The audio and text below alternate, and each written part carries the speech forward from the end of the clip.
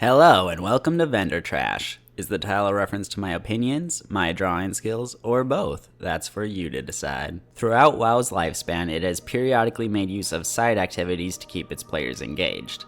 Now, that's a very ambiguous term because the concept itself is very nebulous, and it's certainly not something that Blizzard has officially categorized. So what am I actually referring to here? Basically, any content other than PvP, dungeons, or raids that is instanced and meant to challenge players and occupy them for multiple play sessions. Scenarios and delves sort of straddle the line, but for the most part don't qualify. It also helps fit my definition if it's content that can be done entirely solo, although that isn't a strict requirement. Now, while any individual side activity would not be considered a core part of the game, the existence of them as a whole is necessary for keeping the game fresh and lively. And while open world content is great, it's seldom done in a way that really pushes players very far. These activities have received mixed reactions, as they obviously vary quite a bit in design, and will appeal to some players and not others. As usual with such things, my belief is that the best approach is to fully embrace them, but to make them mostly, if not entirely, optional, with the rewards being cosmetic. This video will attempt to run through as many such side activities as I can recollect, give a short summary of each, and offer my very basic feedback. We're starting off back in Mists of Pandaria with Proving Grounds. This was a solo activity where you were given 4 NPC companions to fill out your party and survive as long as you can against waves of enemies that spawn on a timer while in scaled down gear. There were bronze, silver, and gold difficulties, followed by an endless version with benchmarks at 10, 20, and 30 waves, as a tank, healer, or DPS, all of which I did manage to do. Thereafter, you could proceed through endless waves for nothing aside from clout. Earning the achievement for silver became a temporary requirement to queue up for heroic dungeons in Warlords of Draenor, a surprisingly controversial move considering how laughably easy it was. I think Proving Grounds were fine for what they were, which was honestly mostly just to practice a new spec in an environment that couldn't be outgeared. Very little was asked of players with this one, but if you really wanted to engage with it, there was technically no ceiling, and I think that worked out well in this case. Also introduced in Mists of Pandaria, we have the Brawlers Guild. This was one of the most unique experiences on this list. Players would gradually come across these invitations that would direct them to Brawlgar Arena in Orgrimmar or Bismo's Brawl Pub in the Deep Run Tram near the Stormwind side. You could then queue up to face a few dozen encounters solo and progress through the hierarchy. You had 2 minutes per attempt before you would be killed by fire automatically. The fun part though was that you had/got to watch other players make their attempts until your turn came up.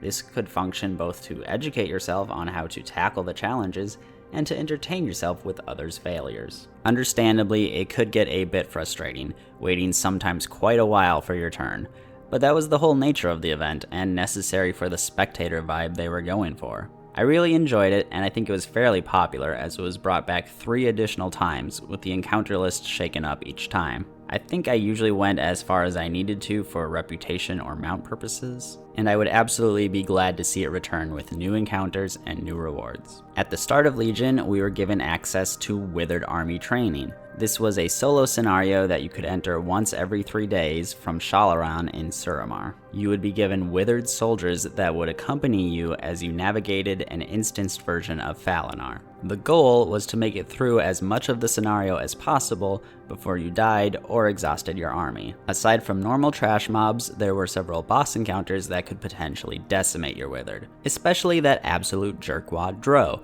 who liked to stealth around and ambush your sorry tush. Throughout the training, you could find additional withered to join your army for the run, as well as permanent upgrades to your army on future runs that could only be obtained by sending away part of your army in the current run.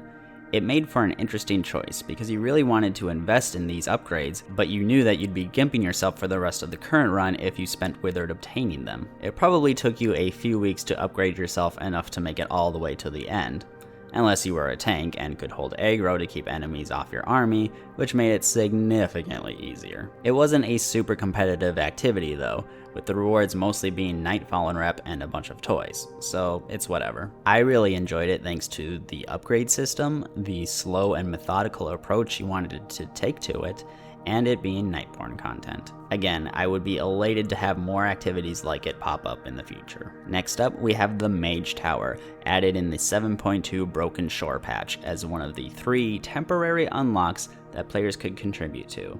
It was widely anticipated, and the first that players dumped most of their resources into, only to be hit with a cold reality check when extremely few players proved capable of doing it at the current item level. I know, shocking. Imagine WoW players thinking they're better at the game than they actually are. Anyways, it would remain up for 3 days at a time and require a small fee of nether shards for every attempt. There were 7 different challenges depending on your specialization. 1 for tanks, 1 for healers, and 5 different ones for DPS. Successfully beating one would unlock a special appearance for your artifact weapon, with Guardian Druids receiving the additional reward of the Werebear Shapeshift skin. Although you could considerably reduce the difficulty with Tomb of Sargeras and then Antorus raid gear, it still remained a genuine challenge. I myself only ever completed the Frostmage challenge as a matter of pride. The rewards, however, were not enough of a motivator for me to subject myself to gearing up for and learning the encounters on other specs. Other players felt differently though, with some going so far as to clear it on all of the, at the time, 36 specs. It was widely regarded as one of WoW's few great and genuine solo challenges. The rewards were removed with BFA to preserve their prestige. However, patch 9.1.5 brought the tower back as part of Legion Time Walking, and it was later made a permanent fixture. The entrance fee was removed and new rewards were implemented, recolors of the Tomb of Sargeras tier sets. Additionally, you could earn the Soaring Spell Tome mount by beating all 7 encounters. Well, that's all the motivation I needed, so for its first availability period, which I believe they made last several weeks to give players more time, I cranked out all of them, which actually required me to use some specs that I never had before, as I wanted to at least get 7 Mog sets out of it as well, which meant using 7 different classes. I did it using Frost Mage, Fury Warrior, Guardian Druid, Restoration Shaman, Frost Decay, Retribution Paladin, and Beast Mastery Hunter. There were significant gaps in difficulty though, as on the lower end I did it with my BM Hunter in about 10 pulls, but on the high end it took over 250 as a bear. That being said, for me, Restoration Shaman was definitely the worst of the 7, as attempts took much longer than the Tank Challenge, with me sinking well over 15 hours into it. I have no idea if the challenge has been preserved since then, but I wouldn't be surprised if not, as I don't think these things are a priority concern for Blizzard. Hopefully though. It was a great challenge, and I'm proud of myself for clearing it, but I hope such intense challenges aren't implemented too frequently, because they can be quite exhausting. This was followed up in patch 7.2.5 with the Deaths of Chromie. This was a solo scenario where you were brought to Wyrmrest Temple in an instanced version of Dragonflight to help save Chromie from someone, or someones, who are attempting to kill them. Simply stopping one attempt isn't enough though, as multiple attacks are being launched simultaneously. The player only has a limited time to clear out 8 wings of the scenario: the Ruby, Azure, Emerald, and Obsidian Dragon Shrines, Anderhall, the Culling of Stratholme, Mount Hyjal, and the Well of Eternity. Reputation with Chromie can be earned from killing mobs, and multiple runs will be necessary to upgrade your reputation and fill out the talent tree necessary to fully clear it in time. There's no limit on how many runs you attempt, with the only real limiter being a time gate on some of the latter upgrades. Sands of Time could be obtained by killing rares and the wing bosses, and would give players assistance for that particular run. Once you had cleared them normally at least one time before, there were 4 items you could obtain that would greatly shorten your experience in the non-Dragon Shrine wings. You could also get stacking movement speed buffs, damage done buffs, damage mitigation buffs, and a Bronze Drake that will clear out a Dragon Shrine for you instantly. There was a very satisfying sense of progression as you obtained more permanent upgrades and learned how to efficiently navigate the scenario. I had a ton of fun mastering it and would love more content like it. The only downside was that it didn't have much longevity. You don't even need all of the upgrades to beat it. Finding a way to extend the shelf life at least a little bit would have been nice, but at the same time, I can appreciate them not stretching it out unnecessarily. Again, more content like this would always be welcome. Battle for Azeroth added island expeditions. These were a much maligned feature of BFA that players felt required to complete every week in order to keep up on Azerite power. That wasn't really true in my opinion, but I myself tried to do them regularly to earn cosmetic rewards, both the mounts for myself and the transmoggen pets to sell for sometimes great value. The rewards were frankly too random though, and while purchasable caches were eventually added to help you target them better, it still took entirely too long to get everything I wanted. As for the activity itself, you would be randomly placed in one of 3 islands up for the week from a pool of 11 total.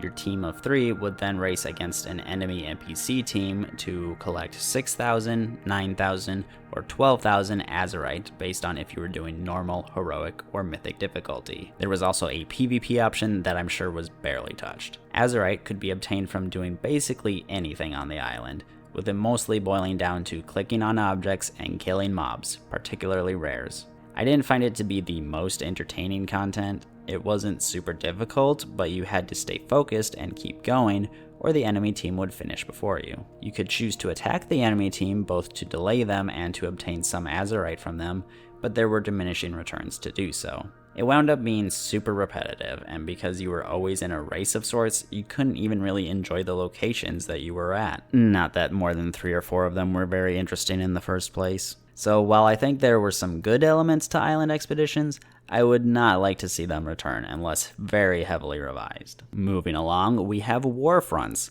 another announcement feature of VFA that was similarly poorly received. They were essentially pitched as a recreation of the RTS matches within the framework of WoW.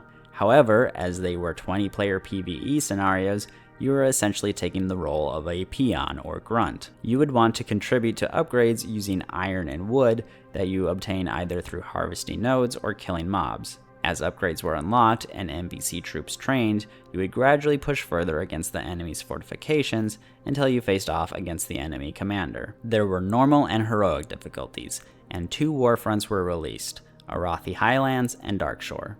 The former had a rotation of 3 different commanders on each side, with Darkshore only having Maiev for the Alliance and Syrah for the Horde. There was also data mining suggesting work had begun on warfronts for the Southern Barrens, Silvermoon, and Ajara.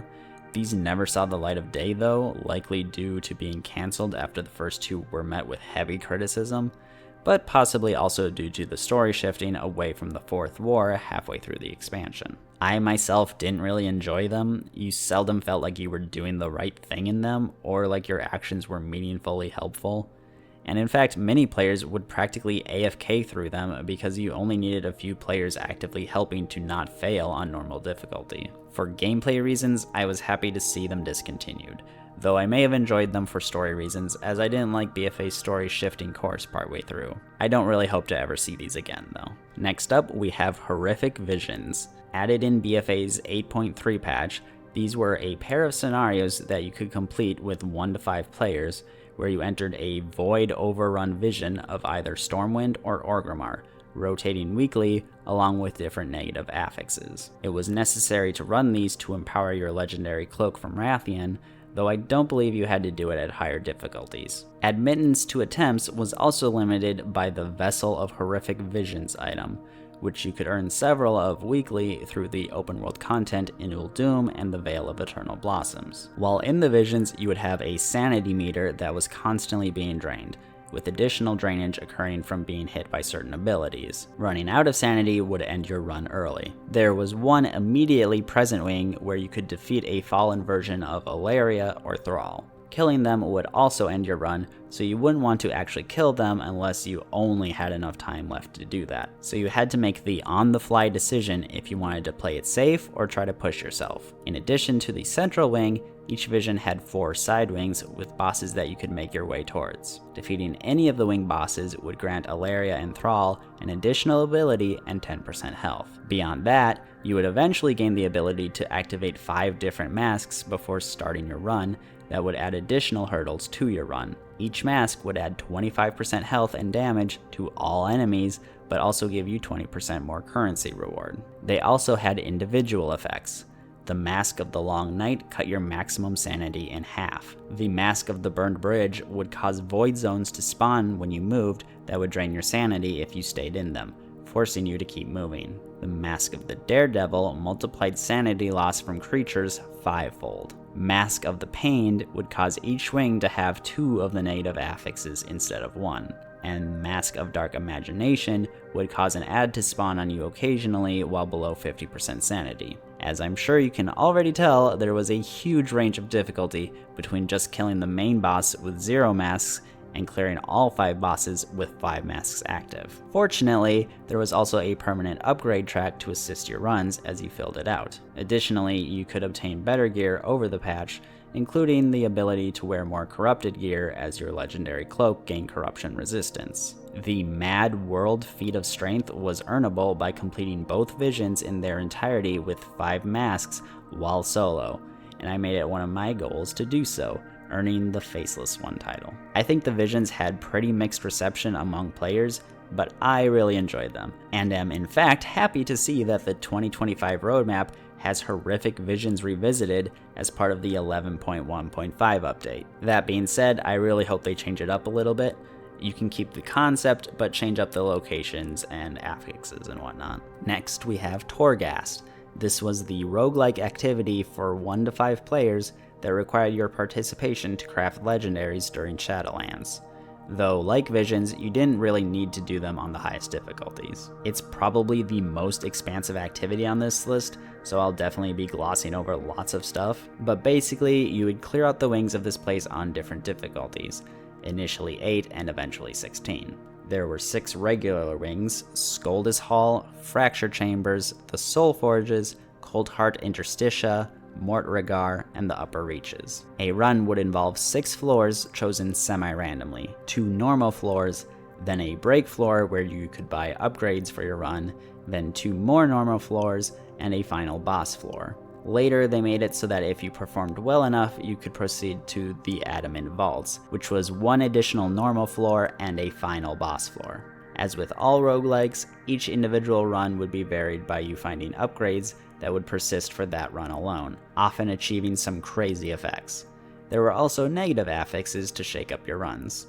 On the flip side, you were given permanent upgrades available through Venari, eventually the Box of Many Things upgrade tree, and of course your own gear. Additionally, 2 separate modes were also added: the Twisting Corridors that essentially had you run a marathon of 18 floors instead of 6, though 3 of those were break floors and 3 were boss floors as you would expect.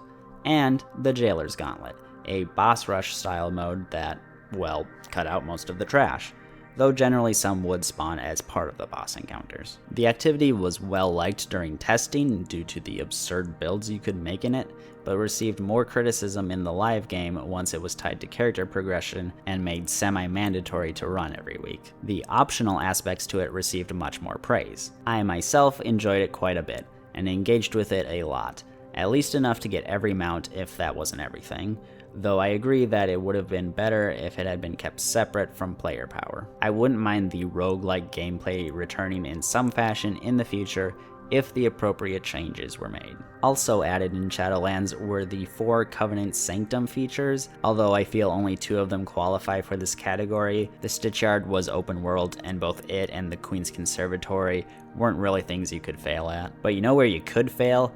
The Path of Ascension for Kyrian. This boiled down to using your 3 soulbinds, Clea, Pelagos, and Mechanicos, as vehicles to face off in 10 different encounters on 4 difficulty levels, with rewards for each of those encounters. There were quests to not only unlock the fights, but also to obtain upgrades to help yourself out. Initially, you had to farm lots of materials to participate, but I think that was changed to only needing them to craft your upgrades. I think the vehicles also scale with you, so that if you go in nowadays, everything just melts. But at the time, some of these were genuinely challenging, as you had to master defeating the encounters using controls you weren't super used to, in 3 different flavors. I myself only chose to progress as far as I needed to for mount rewards, and didn't trouble myself further, but I think was mostly well designed, with perhaps a few overtuned encounters. Though removing the material cost of participating was absolutely essential in my opinion. It was definitely a funny contrast to, say, the Queen's Conservatory, which mostly just served to give you free stuff. And if you went Venthyr, you also got to enjoy the Ember Court. This was one of my favorite side activities they've added. Basically, it let you host your own party once a week and invite up to 4 guests from a list of 16 and earn reputation with all of them. There were a whole host of upgrades you could gradually unlock to facilitate matters, but the general gist of it was you wanted to engage in activities during the party that were to the liking of your invited guests. These activities could affect one of 5 different preferences: cleanliness, danger, decadence, excitement, and formality in either direction, and different guests could have opposing preferences. So, to make progress efficiently, you wanted to carefully plan out which guests you would invite so that they would have similar preferences. Select the optimal refreshments, entertainment, decorations, and security, and then make efficient use of your limited time during the party itself. I just really loved the whole thing and looked forward to it every week. It felt good filling up so many reputation bars, and the whole vibe of it really appealed to the elegant countess vibe that I wanted to go for with my Venthyr aligned mage. I was hesitant to include it on this list at all, because rising to the challenge only really rewarded you with time. And in fact, I believe it's now a daily activity, which I think is a shame even if I do get it, but it just felt right to include it because it did, in some sense of the word, feel like a challenge. Also, a little fun fact, there is an upgrade you can get where if you talk to Prince Renethal, you can have him summon all of your friends that you are maxed out on rep with to a certain location in the Ember Court, which is ultimately pointless, but I feel a very neat feature. Unfortunately, you do have to wait for them to slowly, manually make their way over there, and it feels kind of buggy. I was never able to get all 16 to go at the same time. But enough about that, let's move on to Dragonflight and the Zeskara Vaults. These could be accessed on the Forbidden Reach in patch 10.0.7, and had 4 specific versions that unlocked weekly. It was essentially a very tall chamber with locked rooms located on 4 floors that could be unlocked with keys obtained from activities in the zone, and later made purchasable with Dragon Isle supplies. To open every door in the vault required 28 keys per week. There were a few minor puzzles in how to navigate to all of the chambers and open all the chests, but they were very easy to figure out and repeated across different versions. There were some collectibles to be obtained, but nothing too difficult. And after 4 weeks, you would have access to random unnamed vaults. This activity sounded fun in concept, a whole big puzzle room thing, but the actual execution was lacking. There was no challenge, and it mostly felt like a little bit of busy work. If they re-explore the concept in the future, I sincerely hope they make heavy modifications to it. And lastly, we have delves, specifically the Zegvir and upcoming Underpin encounters on ? difficulty. I feel these special boss encounter style delves count because they will take most players a significant number of attempts, sometimes hundreds, to complete. I can't comment on the Underpin yet, but at least for Zegvir, you're required to perform a very strict dance for minutes on end to avoid his one-shot mechanics, while also interrupting or dispelling all of his abilities and killing all of his adds in time. As much as it is a race, it is far more a matter of performing the dance and surviving. The reward is a mount skin for the delve mounts from each season, and I myself haven't managed this and have only made about 6 attempts before deciding that I wasn't that interested. I don't care that much about mount skins, and I didn't find the encounter innately fun, but I don't think there's anything wrong with it, and it seems to be healthy for the game. You're always seeing people proudly posting their achievement on Reddit when they manage to do it, which is far less annoying than all the posts about people finally obtaining Invincible or Ashes of Alar after supposedly 18 years of attempts. So yeah, I think it's great that these exist, and if I really wanted the reward, I would have semi-happily forced myself to stick it out. So, again and in summary, I think all of these side activities play a vital role in the health of WoW as a game. Yes, dungeons, raids, PvP, and even open world content play a far more important and prominent role, but it's also necessary to spice things up every now and then. So I really hope we continue to see more of these in the future, no matter how experimental they may be. For this week's drawing, I decided to go with the Black Prince himself, Rathian. Well, actually, I drew him quite a long time ago as I had planned to use him for the Secrets of Azeroth video, due to the untranslated obsidian tome that he gives you during Dragonflight, which still doesn't seem to serve any purpose. But the more I thought about it, the more I thought he fit this video better, as he is the one who sends you into horrific visions to upgrade your Ashra Kamas legendary cloak. And I really enjoy Rathian as a character. I don't think I'd put him in like my top 10 or anything like that, but he's fun and charming. He can be childish, but in an endearing way. He has definitely done some shady and questionable stuff, but it has always been with the best interest of Azeroth or his Black Dragonflight in mind. I dare say he is one of the best characters that was introduced during WoW's lifespan. So well done, Blizzard. And I chose to put him in the Veiled Stair, the tiny and oft-forgotten zone sandwiched between 4 other Pandaria zones that for some reason contained the Terrace of Eternal Springs raid.